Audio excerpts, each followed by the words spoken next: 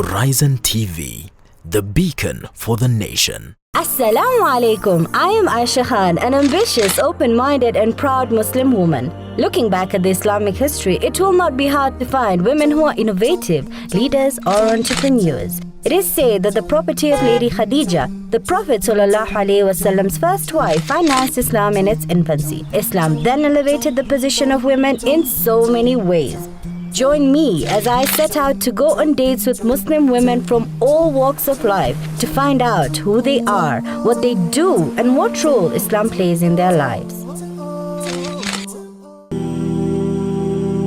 Bismillahirrahmanirrahim. Assalamu alaikum. Welcome to the meet and greet show with yours truly, Aisha Khan. Today, I am at one of Africa's largest slum areas, as is originally known as Kibra, to pick up a Shuja from the Nubian community. She was termed as Red Cross from a very young age. And when you listen to her story, you will agree with me that she deserves a Nobel Peace Prize. She goes by the name Fatma Anyanzwa. It's thanks to you, every breath I take. Assalamualaikum. Waalaikumsalam warahmatullahi wabarakatuh. Vipi hali? Alhamdulillah. Karibu. Karibu sana. Habari? Mambo? Everything I have, everything I own. I am now headed to the Monarch Hotel with Fatma Anyanzwa. Join me as we get to know more about her story. Fatma Anyanzwa is a true definition of an exemplary Muslim woman, having dedicated her life to creating awareness about the evils in society. She founded the very first anti-rape organization in Kenya in the year 1992, and no intimidation whatsoever could stop her from her crusade against rape.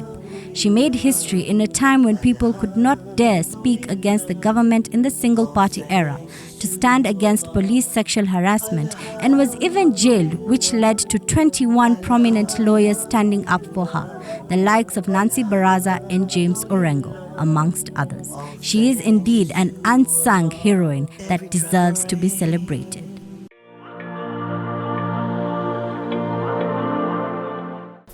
I am finally at the Monarch Hotel with the lovely Mrs. Fatma Anyanzwa, our heroine, or in Kiswahili, our Shuja. Welcome to the show. Thank you.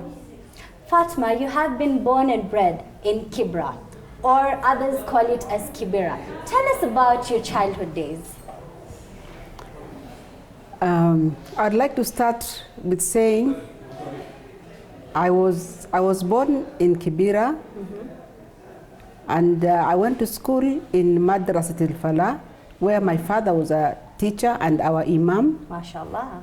So I went through madrasa thoroughly before joining Moi Girls during the time where fewer girls went to secondary school. And after that, that opened my way for better opportunities where I was able to meet people in the broadcasting. Yeah. I remember I worked for Mombasa station in radio. Station? That's interesting to radio know. Announcement for part time. I did that with Amina Faki. Amina was my coach. That's very interesting. So you are a broadcaster back then. I started with that one shortly, and I left. Then I started working with the hotels. Serena Hotel, Intercontinental Hotel, before I did my secretarial. So I did my secretarial course, shorthand. I got 120 words a minute for shorthand, and first class advanced certificate in typing. So you're a very good typer. Those days I was very fast typist. And that is the work that has been helping me a lot in my work today. Yeah, typing. Before we go into that, let's go into your educational life. You are in an era where education was not valued and girls would reach until the age of 6 and drop out. How did you manage to reach secondary school? Thank you very much for that question. It is indeed true that many girls did not go further, but my father was a teacher. He himself was a teacher. He was our madrasa teacher and also our primary school teacher. So we can say two in one. He knows the value of education, and he encouraged us a lot, both girls and boys, to continue with studies. At the same time, I know that there are several girls who got married as soon as they finished class 6. When they reach class 6, they're already marriageable. Yeah, many of them dropped out. In fact, when in secondary school, I was the only one who went that time to high school. Which rings a bell in my head. Did you get any negative connotations? Here you are, a girl who is continuing with her education while others are married, having children. It was interesting that I was continuing. I had a lot of people who were thinking that I ought not to have been going to school, and my grandmother at the time, she was taking care of me, was told that, why are you wasting your money taking the girls to school? We were 3 daughters. Hakuna haja, there's no need for you to waste your money. Not waste money. Yeah, money to take they should be married. But then she was insisting that my grandchildren should also go to school because my father had died. So my grandmother now took that stand of seeing that. Yeah. And every week she would come to the school to find out how I'm doing. And the teachers would tell me, Fatma, your mother came here. I said, that's my grandmother. So she wants you to work hard. And that encouraged me a lot. And the teachers were very, very supportive, and they gave me very special attention because my grandmother was always coming. An old lady coming. Yes. In fact, incidentally, one of my teachers is Edith Matiba, the wife of Matiba, you know. Yes, we all know him. Yeah. His wife was one of my teachers. Wow, you are surrounded by very inspirational women, very powerful, who, molded you into becoming the woman that you are today. Yes. What role can you say your grandmother played in your life through some of the experiences that you can tell us? Thank you very much for that question. My grandmother played a very important role because our mother died when we were very young, and the grandmother took care of us. She made sure that every morning she escorted us to school from Ayani to Madrasa in Makina every morning, and she made sure that she escorts us to school the same way, and that we come back to the house in time, and she made sure that we ate well, and she took care of us. So she played a very a very important role, and as our mother was not there, she now looked at us as she would look after her own child. That helped me a lot, but she also became very, very open to us. And in fact, most of the work that I'm doing here is the work that was done by her. Really? Yes. She used to be a counselor, and somebody who had a problem with her husband would come and say, this is what happened to me. My Baba so-and-so, Father so-and-so hit me. Yeah. And she would tell the lady, if the lady is crying and is not able to go to the house, she will spread the mat for the lady and give a blanket for the lady to sleep until the following day. And then in the following day, she would go to the father of the husband of that one and inquire what had happened. They'll put together, if there were zays, they were very powerful. Even up to now they exist. They took the matter to the wazir to talk to that man. To find a resolution and a way forward to help them. Yes. So I saw that one happening, and she was always helping women and also helping in delivering. If a woman wants to deliver, she could help. So I So saw she was her very- house was an open house. Yeah. Yes. So she was very helpful to the community. And I Yes. think that is one aspect Yes. that you grasped and moved on with it in life. And you were also termed as Red Cross. Tell us about that. Red Cross, the story started when I was we used to have tenants. We keep tenants, people who could pay us every month. One of our tenants was a painter, and his house caught fire, and because he had paints inside his room, it was very huge flame. So I was, my bed was in the sitting room, and I saw the flames coming through the roof. Yeah. And I felt it was hot. Yeah. So I started sweating, and then I noticed that fire was going to catch our house because it was the next room. And then when I called out, everybody came out. My grandmother came out, and as soon as I came out, I started running from Ayani Estate now to Olympic near our school for a telephone call to go because there were no telephone calls. There were no telephone booths. So I went there to ring 999 so that fire could be fire extinguishers. Yeah. So the fire people came, the fire brigade came. Yeah. But meanwhile, people already had already given. They have already volunteered to extinguish the house. Unfortunately, that man was called Nyambega. He had died. He was inside. What had happened? He had a small candle next to his bed, and that candle caught fire. The next to bed was a curtain. You know, we put curtain in between to divide the rooms, and it caught fire, and then the whole house caught fire. Wow. Yeah, but because he had rangi, this paint inside, it made a very big flame. So they started calling me Red Cross. Through that incident? Yes, because I was the one who was running, and therefore the police had to come. And you see, the fire people came. So it started way back where you were helping people. Yes. So were there any instances of gender inequality back then that made you so different, you know, very unique from other women from the Nubian community, and especially Muslims? I noticed there was a gender inequality because my mother had twins, Hassan and Hussein, the firstborn, and then myself, and two other girls.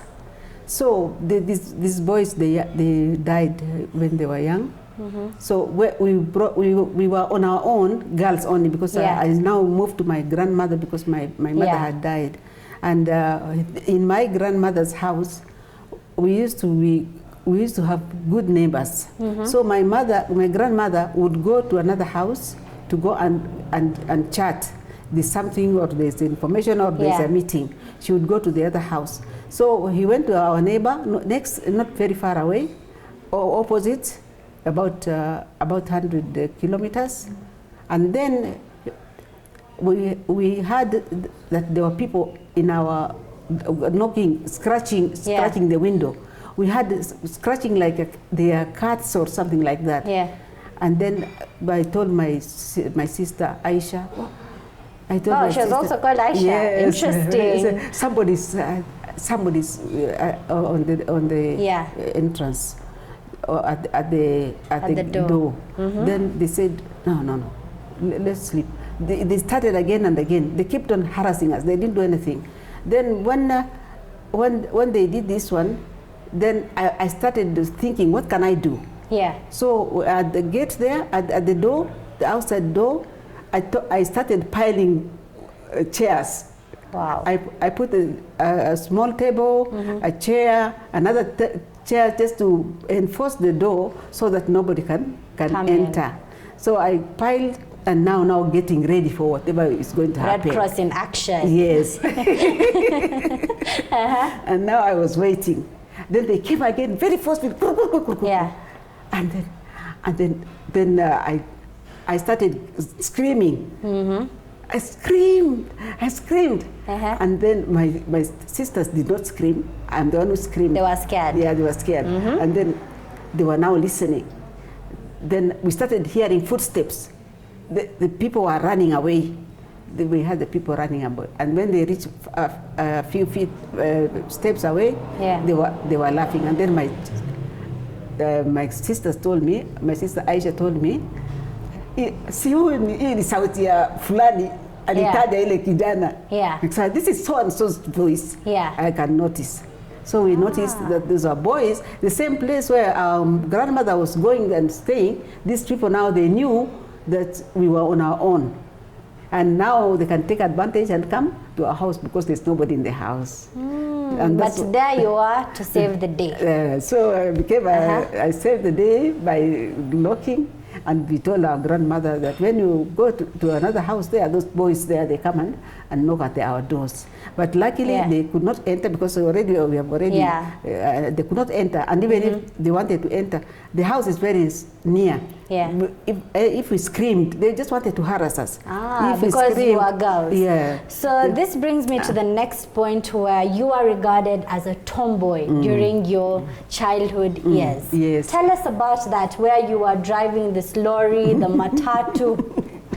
Very interesting. Yes, they called me tomboy. My teachers in the primary school, they called me tomboy.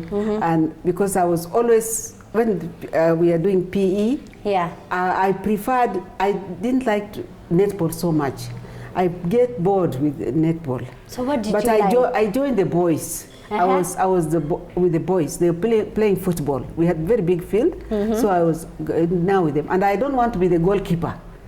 I want to be somewhere, where I can I can tackle others. So I was kicking, and I could kick the ball very hard, and the boys would they'd be surprised. They would be surprised. I would kick very hard, and I would feel very good that I'm doing the boys' work. And then when I grew up, I started riding. If there were motorbikes in the house, my grandfather was working as a driver with the OTC. So we had cars, and his brother was also working. We had two vehicles in the house. So I started cycling, motorbike. I started doing it. And then even I was able to, by 1977, I was able to drive a matatu, a 15-ton lorry. Wow. 15-ton lorry, Bedford. I was able to. I was able to drive it, and that is the time when our houses now, the one where we were in Kibera, the houses were demolished by the government. We were told to shift to another place which is far from Olympic. We were to go near the dam. So I was moving the lorry. My grandfather was there, and he was helping me. And people would just look. They don't see the person who is driving because I was so small. But they were so amused to see me driving, and I felt so proud to take the luggage. It was fully with the mabati and the rest, and the gears were very hard those days, not as soft as they are now. They are not automatic gear.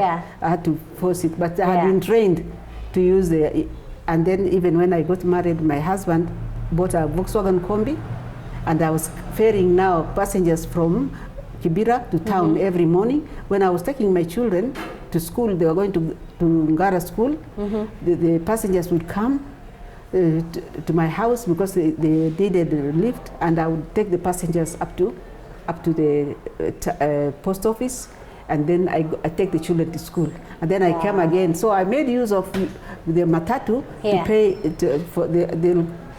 pay for the transport.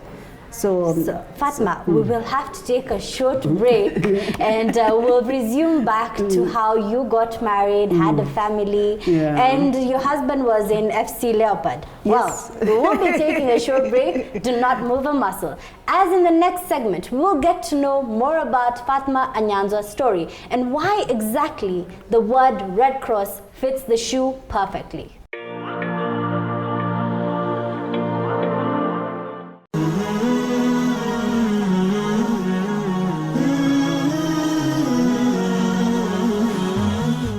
Horizon TV, the beacon for the nation. And we brought up the children, and he really cooperated with me. So we did the best. He did his best, and I did my best until he passed away in 1996. Alhamdulillah. Well, now let's get into your professional, your career. So at what point did you realize in your life that you had the power to be heard? I felt that I had the power to be heard when I was working on an environment. When we moved to the other place I told you from Ayani, where we were, they gave us temporary houses to build, and we were depending on tenants. So when we had the house there were many people came to Nairobi, and the problems could be everywhere, of children, of girls, of street children, and hungry people, desperate people. It came to me, and then I was now looking at myself. My father and my grandmother were having enough food. Those other people, children are being locked out. The mother is not there. Maybe the mother is working in a bar. So we started seeing the changes. So then on environment, there was a very foul smell in our place where there was dumping. Dumping from the city council, where they take all the garbage from Nairobi, dumping from the hospital, Kenyatta National Hospital, where our children could play, could go and pick, and then they find amputated limbs, even fetuses, wale watoto wamekufa, they would find it there. So I told my DO about it, and he told me, write a letter to the environmental officer. Write this letter through to my office and bring it. So because I told you that I did the typing and the speed of shorthand, it was very easy. I typed very fast, neatly, and outlined all the problems. And the children are the one who did research for me on the items that I found there. Even the airline bags were thrown there. And then I took it to the DO. And then the DO said, thank you, I'll forward it. And then at lunchtime, we had an announcement, Kibera.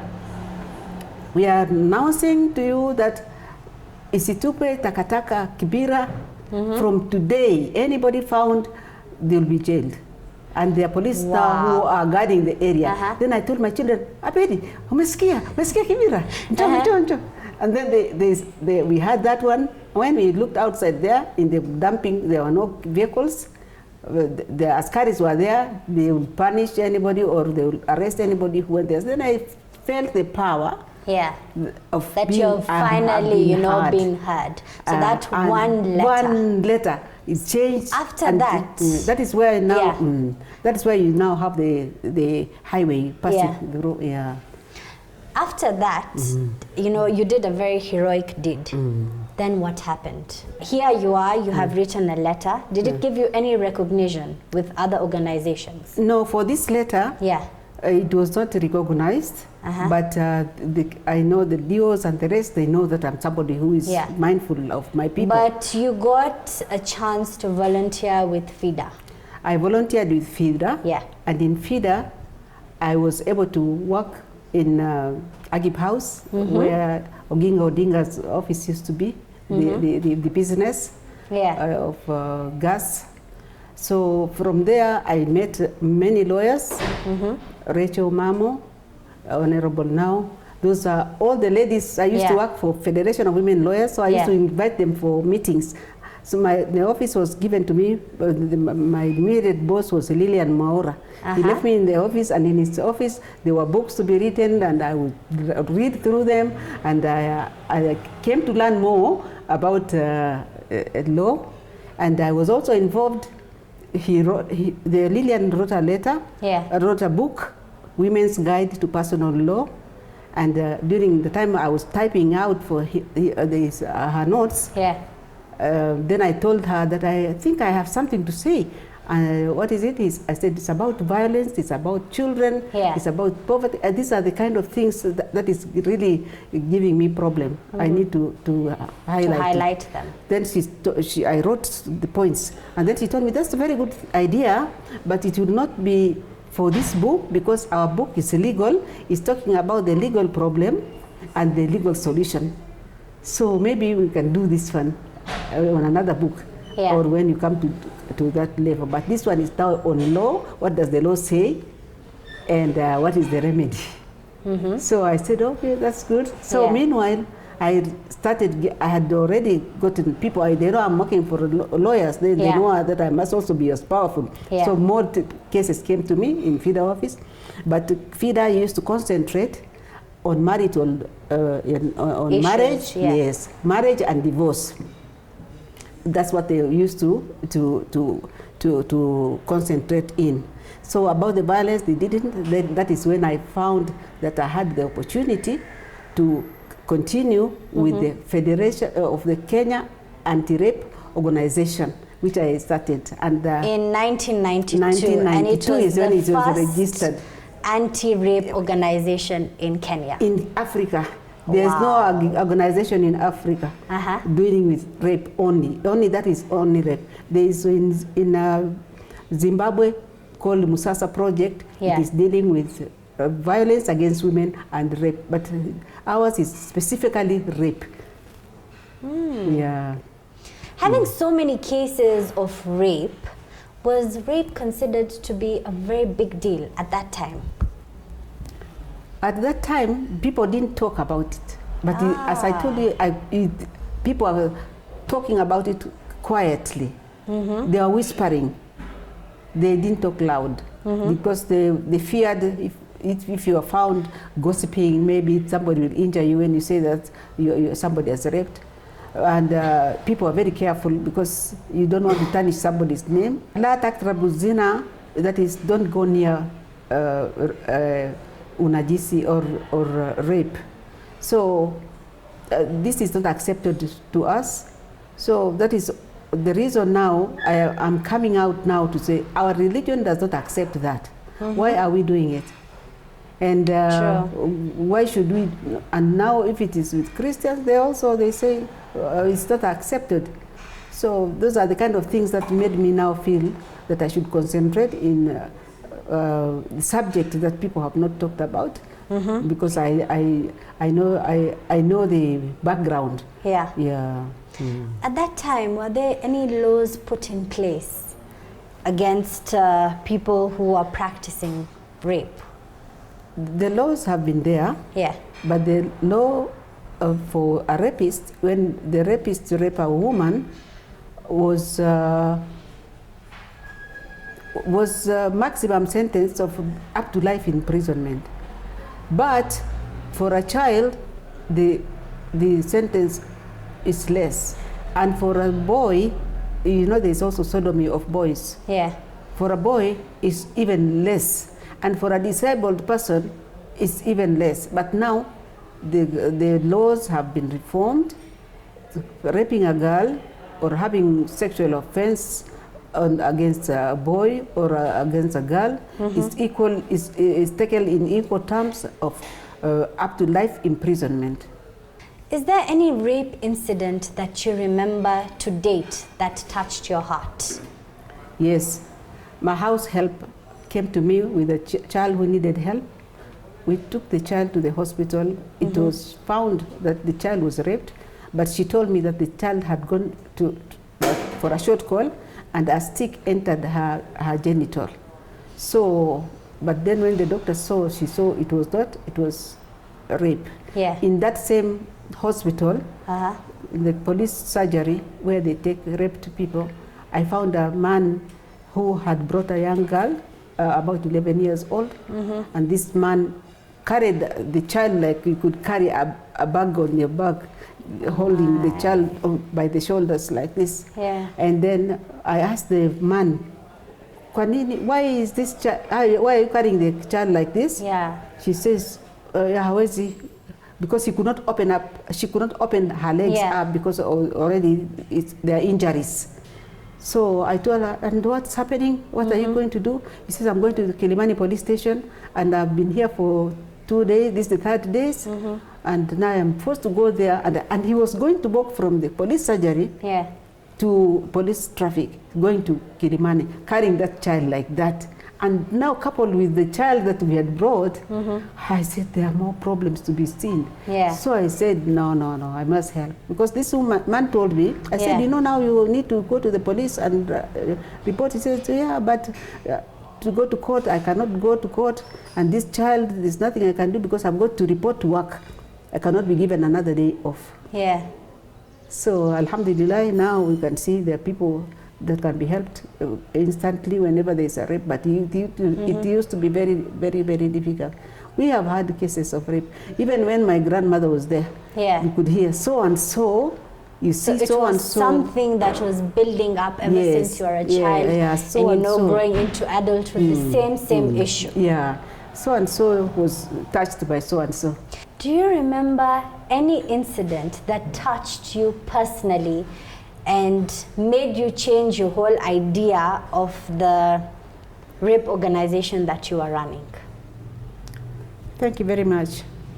The incident that touched me and it just shocked me was when I heard over the radio 19 girls of St. Kizito have been killed.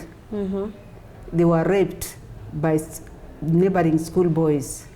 So that one, I called the people around me and do you hear 19 girls have been killed? They have been raped. 72 of them had been raped, actually. 72 and 19 killed. So that touched me. It moved me. So I mobilized women. I mobilized Dr. Lore, she was a gynecologist. Yeah. I mobilized Dr. Waswa Murila, she's a psychiatrist. I mobilized the women. But lucky enough, we got a lot of support from other women. We took our own vehicle and we went up to Meru to see what was happening, to start counseling of these children. It was a pathetic, but alhamdulillah, all the women organizations came out and we all jointly helped those girls. But it was a horrible thing to happen. And we went there and we witnessed. We saw the classrooms. We saw how the boys, we were told how the boys were attacking. They planned that today is a wedding day for us, and they carried flowers during the day. They said they are going for a wedding. And then that night, a neighbor heard and say, this is not the usual screaming, because the neighbor said the girls have been crying, they've been screaming. But that time they say, this must be blood. Then her husband say, I can't open the door, because they were saying that if you open the door, they were going with a panga like this, that we are going to slash with a panga. The boys had already sharpened their knives. So the man could not go out, and the following day the girls had died, 19 of them. So those things that happened in St. Kizito, and also many other schools in Kenya here, like Lore School in Kisumu, in Hawinga, many cases of rape have occurred, serious one. You are truly an inspirational lady. We have come to the end of the meet and greet show. This has been a pretty insightful and deep story.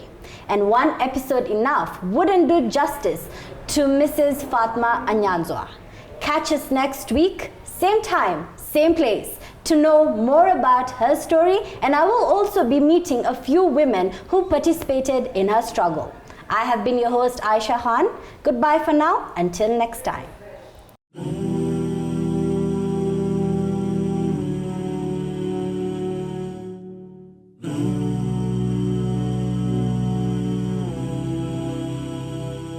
Everything I have, everything I own, everything I eat is thanks to you.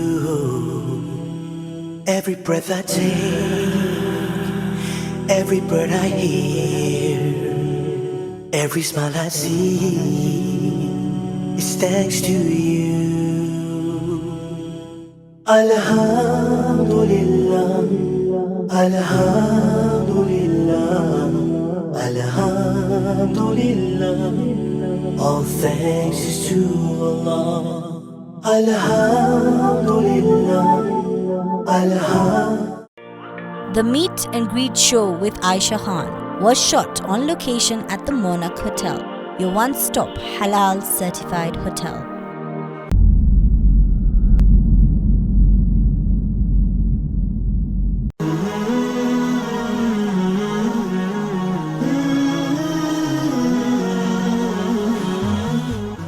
Horizon TV, the beacon for the nation.